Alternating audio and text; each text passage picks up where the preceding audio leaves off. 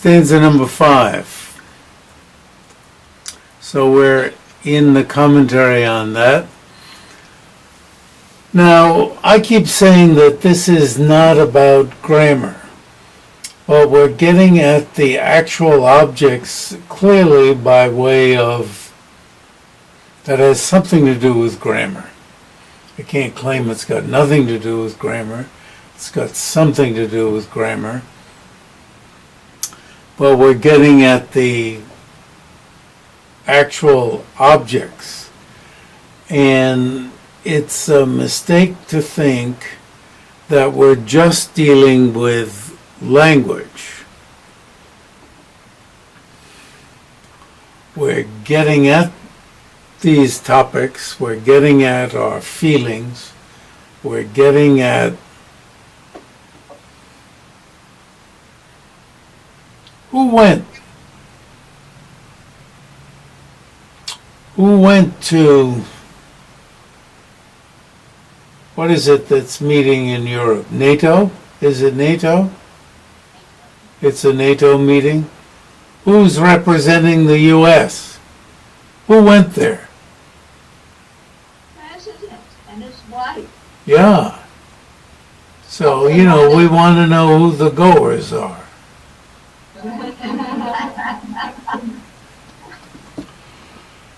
And who went into my room? Who made a mess of my room? And you go in, if you left your window open and some pigeon went in and shit on your apartment, this happened in Betsy's apartment next door.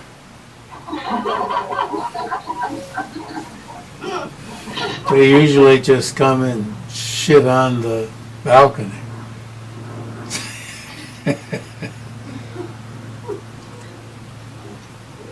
Fortunately, she was away. Homing went in and, had the horrible duty, he's the one who found it, of cleaning it up. I guess the pigeons had quite a party.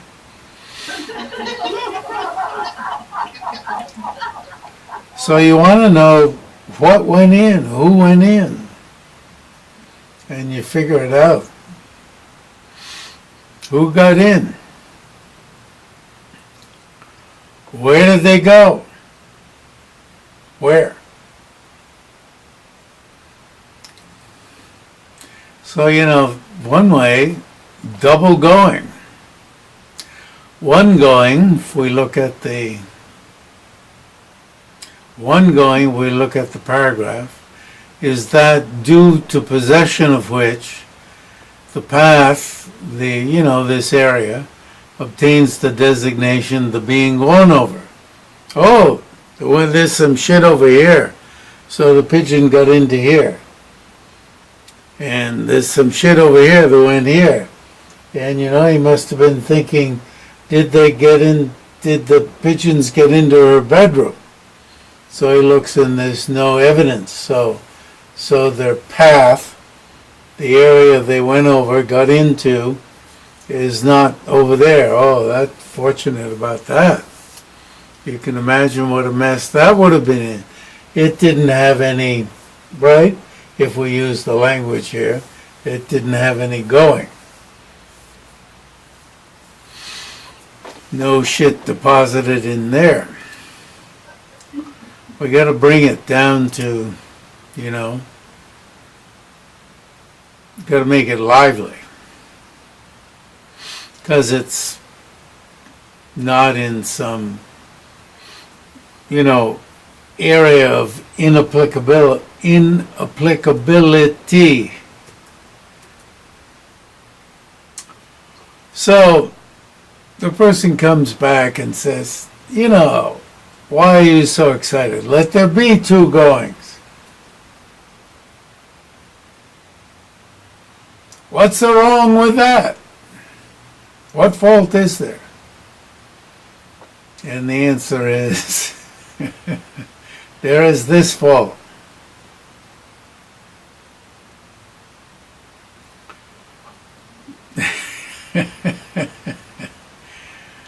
So actually, I may have a different version now than you do. I've been going over this. Bill put in the Tibetan. I've been, Vicky supplied the Sanskrit. I've been putting in the Sanskrit. And the Bill supplied the Tibetan, and I've been rearranging the Tibetan. And I'm a good ways into it, and I want to get it to you soon. When it follows, do you have when it follows? When it follows, there are two goings. It follows, there would be two goers. And you say, oh my God, give me a break.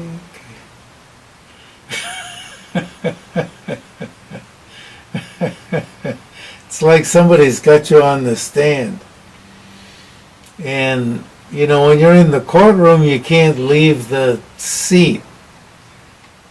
You know, in some courtrooms, you have to stand up, right? And they've got you sort of surrounded by some sort of railing. And you want to escape.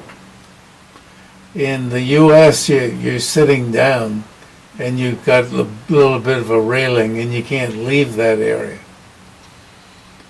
When you're reading this kind of a text, you just want to put it away. Get up and do something. You want to remember something, you know, you're desperately wanting to remember something you should be doing. You know, take a drink. Oh, I've got to, you know, what is it I was supposed to be doing? Tuaugantaro prasajyete prasakte gamana tvaye. You know, you could read it like my great professor of Anglo-Saxon used to read everything with a trill. Dvaugantaro prasajyete prasakte gamana dvaye. One day he laughed at himself as he was reading a line from, must have been The Wanderer, or maybe it was, what's the great poem?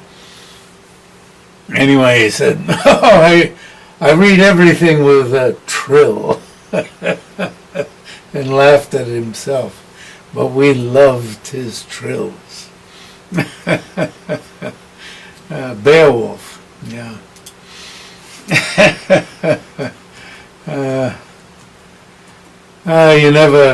You never like it when a performer laughs at himself or herself. One day, Joan Baez that was way back in the early days, she started laughing at herself for how she was giving her usual way of singing and doing it. She mocked herself.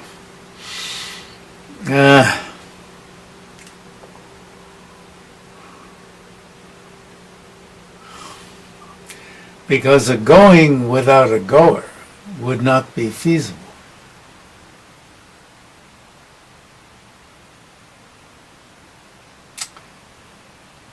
And you say, yeah.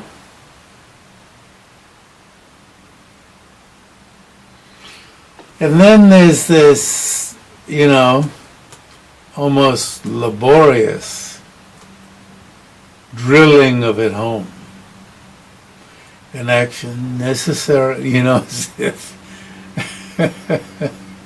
as if, you know, if I'm going to have to explain this to you. An action necessarily depends on its prerequisite. I think requisite. But actually, Rangi, Druba Chebala, yeah, requisite. Prerequisite be okay, requisite is enough. Doesn't have to precede it. Prerequisite and requisite can mean the same thing, but prerequisite could mean preceding it. It doesn't mean that. Requisite factors, be they objects or agents. And an action of going abides in an agent. It's like, okay, duh. Therefore, do I need to spell it out? Chandrakirti is saying, but it's very helpful that he does spell it out. It depends on an agent. If you didn't already get it, you got to have an agent. If you've got an action. And then he gives, let me give you an example. There's this guy Devadatta, right? When just one Devadatta goes, there is no second agent. Hence, due to the non-existence of a second agent, there are not two goings. If I needed to explain that to you. But he's not being snide. I'm adding a snideness to it. You see, but it's not snide. But we already understood this. But you need to bring it home. You can't escape. He's making it so we can't escape. And change the channel. I wonder what goes on in some other chapter. Let me turn to another chapter. Hence, that the being gone over is not feasible. In other words, we use this going. Now you see I am lost. Which one is he using the action in? An action necessarily depends, therefore it depends on an agent. Oh yeah. When just one day, no, he's just pointing out that there aren't two. Hence, that the being gone over is not feasible. Did he explain how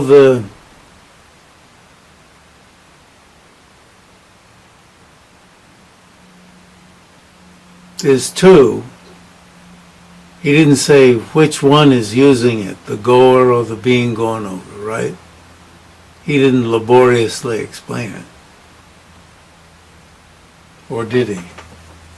I didn't read backwards today, I read forwards. I did a little work way later on.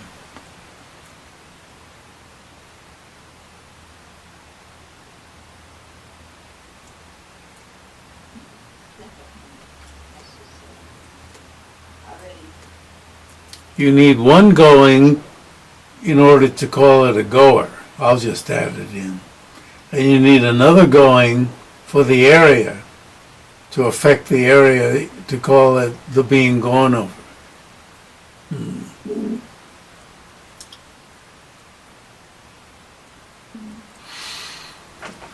When Devadatta is standing still, this is the objection. At the end of verse 3, the answer to the qualm, would that give you your answer? It says, if so, the designation, the being gone over, would not be related with an action of going? The end of 3.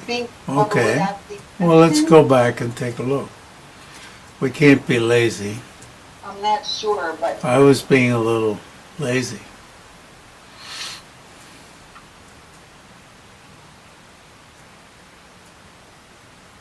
How indeed would going be feasible on the being gone over, when two goings are not feasible on the being gone over?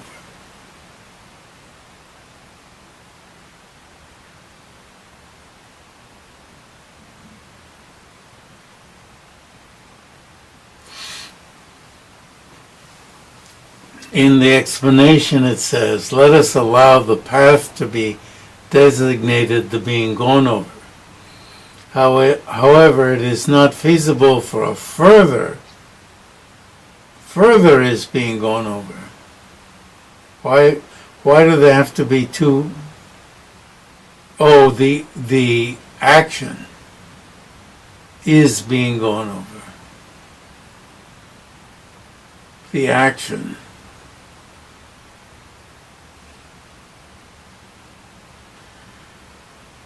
So,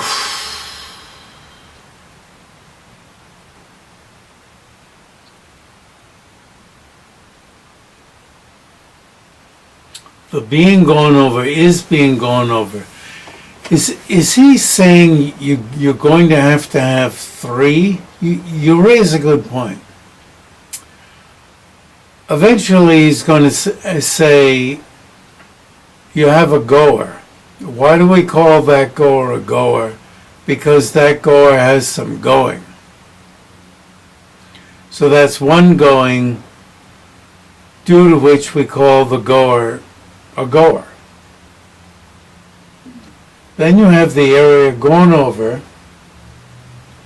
and the area gone over has some going, has a going, due to which it's called the area gone over. Then you have the going itself, is being gone over, the going. So that he seems to be saying there's three.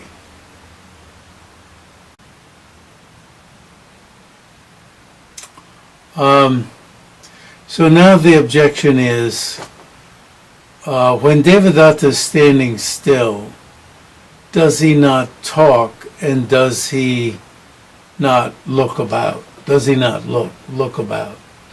So one person is doing two different things. And the Tibetan says this one way, which amounts to the same thing as what I've written here in English. And I was just looking at this now. The Tibetan says more literally, and I've wondered if the English mirrors the Sanskrit. You see, I was reading this in the Sanskrit with my Sanskrit teacher. So I want to take a look at the Sanskrit and see if the English mirrors more the Sanskrit. But the Tibetan is, just as it is seen that when Devadatta is standing still, he talks and he looks about. It is seen that one person has many actions. Likewise, two actions exist in one agent. It says the same thing as what the English says. And I don't know whether I was being inventive, which I doubt, in saying when Devadatta is standing still, does he not talk and does he not look about? My guess is I was sticking literally with the Sanskrit. Is it not seen that one person has more than one action? So two actions exist or are possible in one agent. But in any case. So I did a more literal translation of the Tibetan just before we met this morning. In other words, the Tibetan says, we observe that one person talks, looks about. We observe that Devadatta does this, so it's clear that one person does this. So we can hold that two actions exist in one agent. And the answer is that no, that's not the case. Because what we're, that's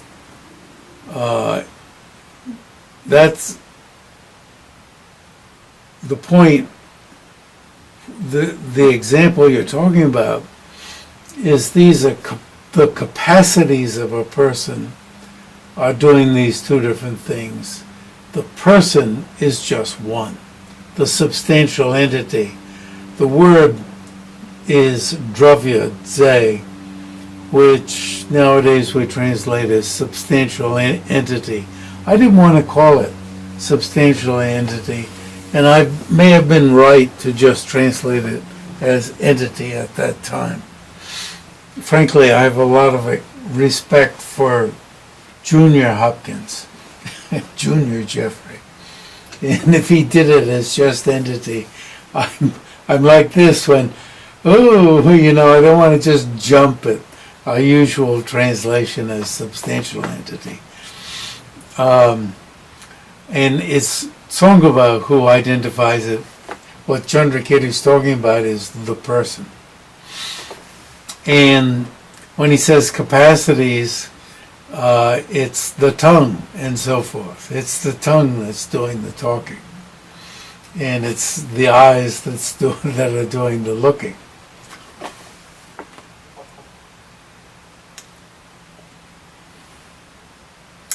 And so the person answers back. It's a great debate. Early this morning, I was, because I'm pushing on to finish getting the Tibetan into the chapter. I hadn't looked ahead this morning what we're going to look at. So I was fascinated by this debate. So the entity or substantial entity is nevertheless one. Person answers back. Chandrakirti is great, isn't he? He provides a lively debate.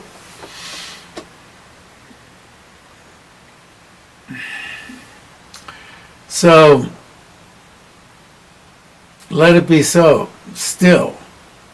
And so, let it be so means, well, let it be so means, doesn't mean that Chandrakirti is admitting it. Yeah, okay, but, still the entity is not the agent.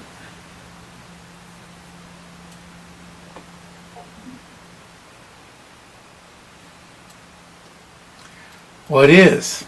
The capacities are. And you see how Chandrakirti says something and then it gets repeated so that it gets clearer. Remember his title, The Clear Words. The capacities are, those are just different. Tongue and eyes. Furthermore, someone is not simultaneously and in one place seen to be an agent due to two similar actions. Well, I was immediately thinking of somebody who's standing and tapping the foot and looking around. I'm sitting, tapping my foot and looking around. Oh, come on, give me a break. Give me a break. But it's not similar actions. I just saw that. Hence, one goer does not have two goings. Two similar actions. You got me.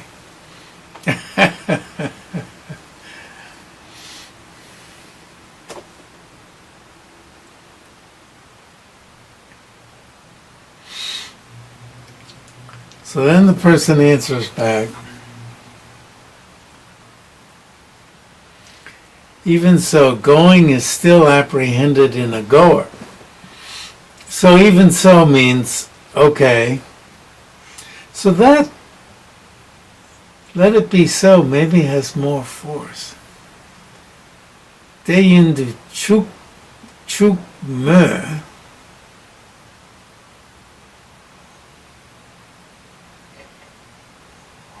How about granted? Yeah, it is Yindu chukme. Okay, all right. Okay, all right. Yeah, the reason why that grammatical form is used is okay, I'm going to give in on that, but I've still got something to say. What that means is I've still got something to say. Yeah, and that's conveyed by the still in English. Yeah, all right.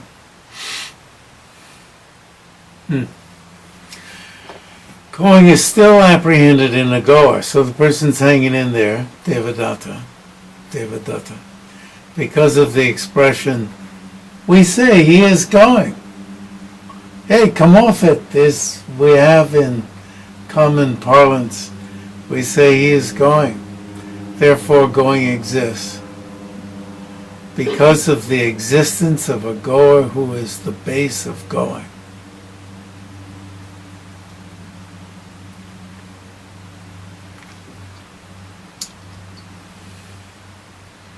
So Chandrakirti says it would be so if the base of going or goer existed, but it ain't so.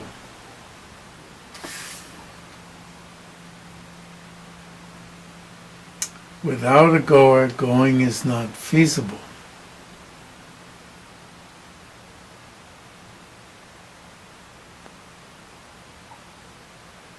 Without going, just how could a goer exist? Gantaram chetiraskritya gamanam nopapadyate gamane sati gantata kuta eva bhavishyati. So, what's in the paragraph is a general statement, which isn't enough to convince anyone. Without a goer, a baseless going does not exist. You know, one could answer back, you've been saying that all along. And thus, when the objector answers back, maybe instead of question, it should say objection. Going exists because due to it, there is designated, not of one, there is designated one who possesses it.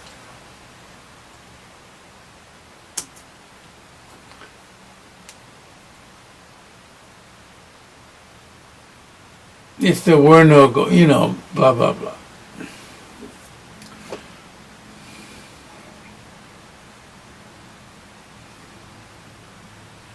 So what, the point is to move to the reasoning. Now, who goes? In terms of the area, there were three choices. The area yet to be gone over, the area already gone over, the area being gone over. In terms of who goes, there's only two choices. Does a goer go or a non-goer go? There's nothing in between. There's only two choices. Does a non-goer go? How could a non-goer go? It really seems that a goer goes. Does a walker walk? Or does a non-walker walk? You could argue about that. I'm pretty much a non-walker. My back is such that I find it difficult to walk. So we could call me a non-walker, but occasionally I walk. So I'm a non-walker who walks. We could say the non-walker is walking. No,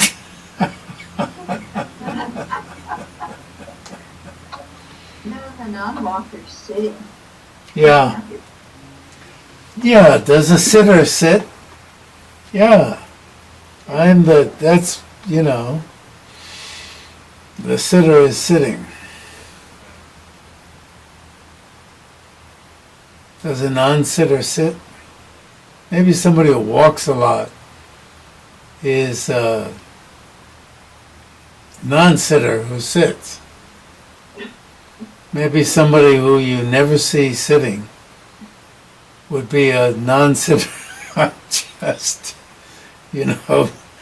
trying to make fun of this, but So it's absurd for a non-goer to be going. So, patently absurd. So then a goer would have to be the one who's going. But how do you get to be a goer except by having some going? So then there would be the going that makes the goer a goer. And then the going that the goer performs.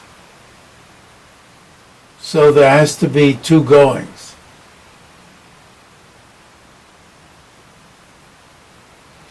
So you're already going, and then you go. Is that what you want to say?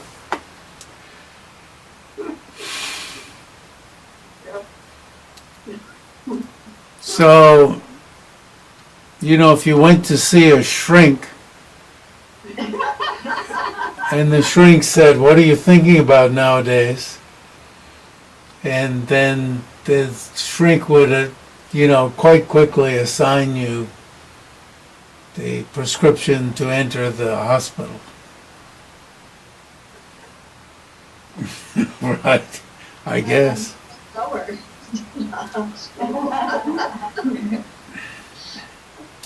I consider myself a go-getter. You could start it out that way. Respectively, a goer is not going. Why? Because I've got the going that makes me a goer, so I can't be going. A non-goer also is not going. That's absurd. Indeed, what third other than a goer and a non-goer is going? You would think this is total nonsense. How could you meditate it? But that's just the point. You have to get this reasoning to the point where you can use it as a weapon against how yourself as a goer appears to your mind, and how yourself as a goer who goes appears to your mind, and how the pigeons as goers, and they're going into my apartment, they go on my fucking balcony and shit all over it. Goddamn pigeons. I've still got a pile of shit on there that's been there for 2 or 3 months that I haven't cleaned up. Bodhicitta, Jeffrey. What's that? Bodhicitta. Oh yeah. Right. Well, we can't feed them. But I could be nice to them. Right? Mentally. It's true. They have to grow. Yes. And then you try to figure, you have to learn what are the techniques for getting rid of them. Making noise and wishing them well as they go, of course, as they go.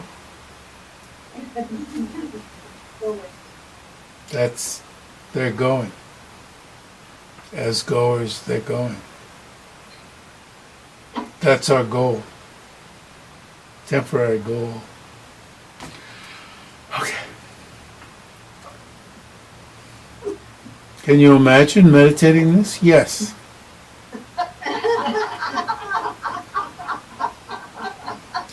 Gandhana gacchati tavada gandhanaiva gacchati anyo gantura ganduscha kastratiyo hi gacchati.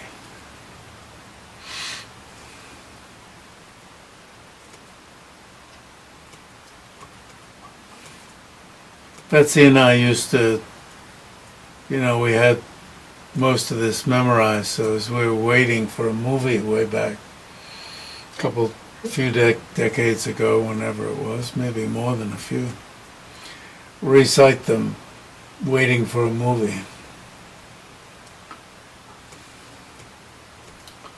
Non-goer, because someone goes, one is a goer.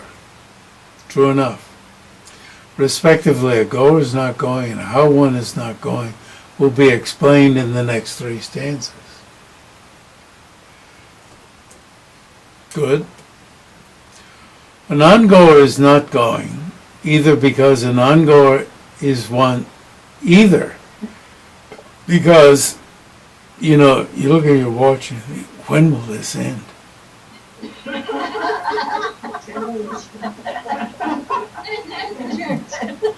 It's like a movie that goes on too long. Hongming took me to a show.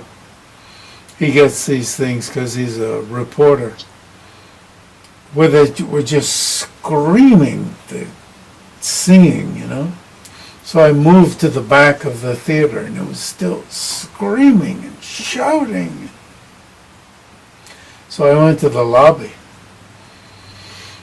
And had non-entertainment in the lobby. A non-goer is not going, either because a non-goer is one who lacks an action of going. Now that makes sense. And is going is a term used for one who possesses an action of going. If someone is a non-goer, how can that one be going? It's great. It's like the title of the book is Clear Words.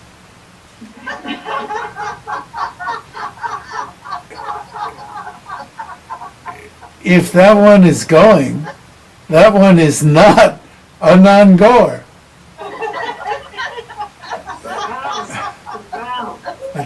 Duh. And it's like, yeah, I needed that. If you read the stanza alone, it's like, this is the great wisdom of Nagarjuna. And then you read the end of this, and still you could say, and then you got to figure out, this is one of the great philosophical topics of the whole world. And so, how could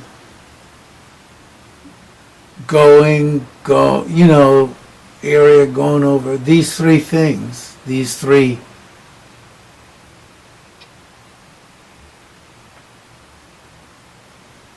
aspects be so concrete that we would need this, that this reasoning would hit it? This alone is enough. If a goer is impossible, that pigeon is a goer that makes a mess. Well, the pigeon made a mess, didn't it? So these things exist, don't they? Do you want me to live in a mess? That means it exists. Therefore, it exists the way it appears.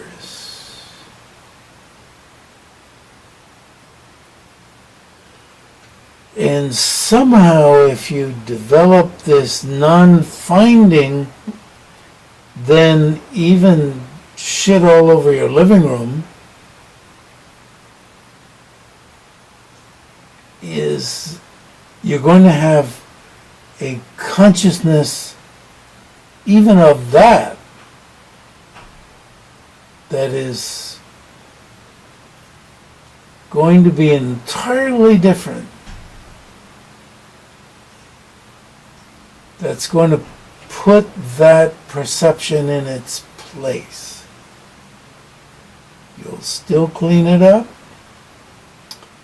but it's not going to be findable under this kind of analysis. It's still going to exist so-called conventionally, that shit in 10 places in the room will be a veiling truth for a veiling consciousness. The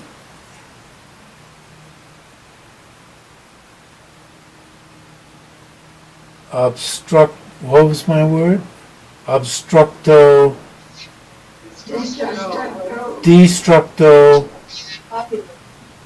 populism will still exist.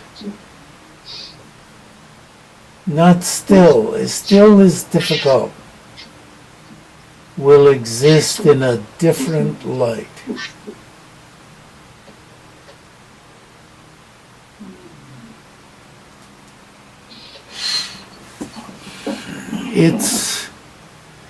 There's the capacity to see things as like illusions.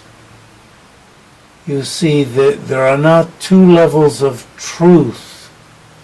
There's only one truth, one thing that exists the way it appears in meditative equipoise.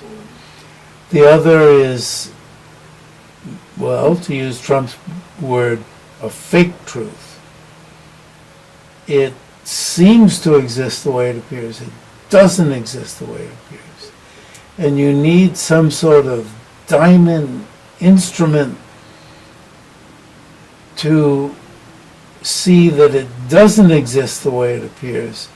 And the really odd thing is that this kind of a stanza is, this simple ass stanza is the sort of reasoning.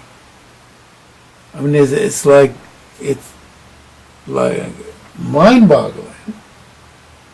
It's not produced from self, other, both, and neither. That's simple ass also. And this appears to be even more simple ass. Who goes? It's either a goer or a non-goer. I mean, like, hit me over the head. Yeah, of course. Get me out of here. But emptiness yoga, I mean, that's the yoga. It's like a joke yoga. But come on, tune into the joke. You can't do it if you don't have a sense of humor. And narrowing myself down to this choice, but to get to the point where the exaggerated sense of concreteness is so obvious that this type of reasoning has some relevance to how things appear to us, that, like, well, yeah, actions do have to have agents, and no matter what the action is,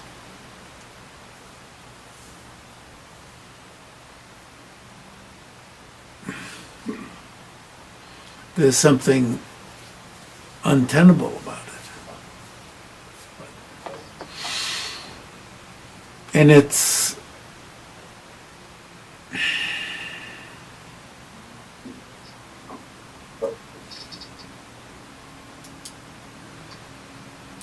Tsong-kha-pa's commentary, basically does two things. It restates just what Chandrakirti is stating, which can be helpful because it's restating it. And then it does something else that can be distracting.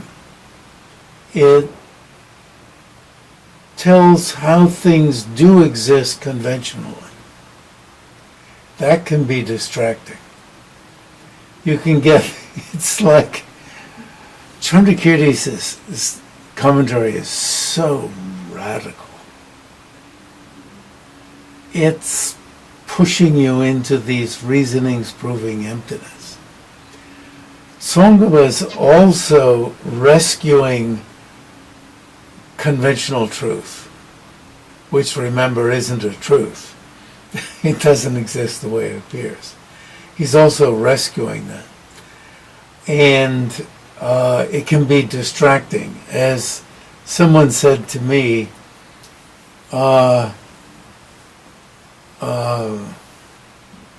maybe one has to look at this reasoning the way Chandrakirti does. They were asking me.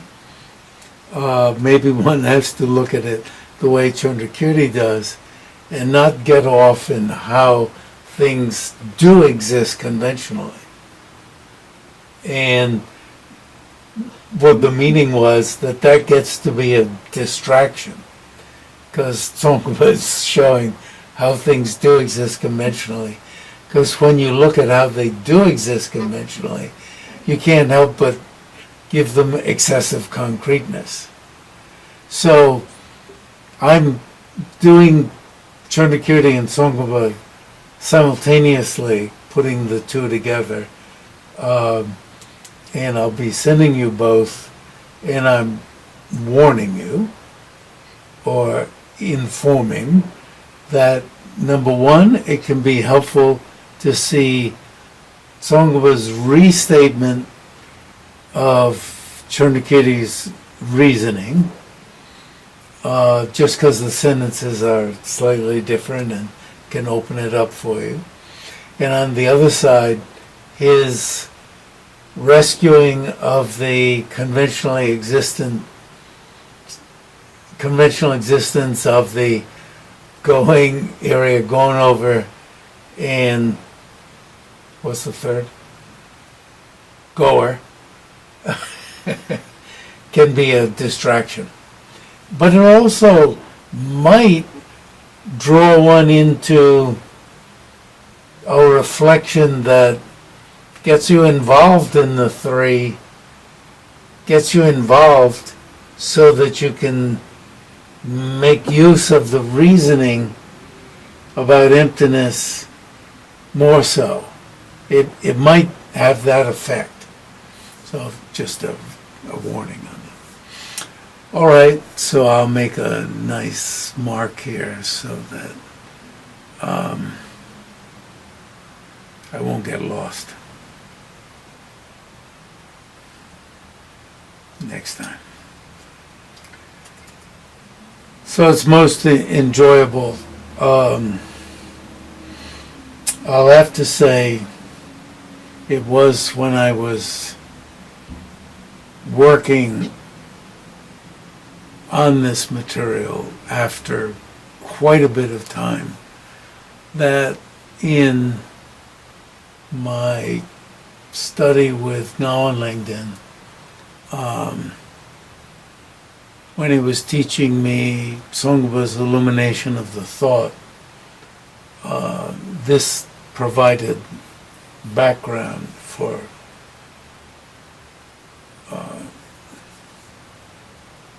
a really stunning insight one day that I've already talked about at another time.